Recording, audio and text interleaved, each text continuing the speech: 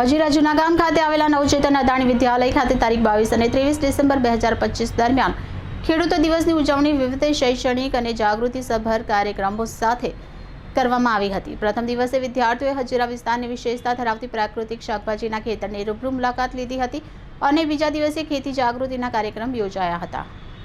ખેડૂત દિવસની ઉજવણીના ભાગરૂપે વિદ્યાર્થીઓને પ્રાકૃતિક ખેતી આધારિત ખેતરની મુલાકાત કરવામાં આવી હતી। પાપડી, રીંગણ, કોબીજ, ફૂલગોબી, શક્કરિયા, મરચાં, ટામેટા, લસણ અને મેથી જેવી શાકભાજી પ્રાકૃતિક પદ્ધતિથી કઈ રીતે ઉગાડવામાં આવે છે એનો પ્રત્યક્ષ અનુભવ મેળવ્યો હતો। વિદ્યાર્થીઓને જીવામૃત, નિમસ્ત્ર, બ્રહ્માસ્ત્ર અને અગ્નિસ્ત્ર જેવી પ્રાકૃતિક દવા તથા ખાટી છાશના ફૂગનાશક ઉપયોગ વિશે માર્ગદર્શન પણ આપવામાં આવ્યું હતું। આજે નવચેતન અદાણી વિદ્યાલય પરિસરમાં વાલી ખેડૂત મિત્રો માટે જાગૃતિ કાર્યક્રમ યોજાયો હતો।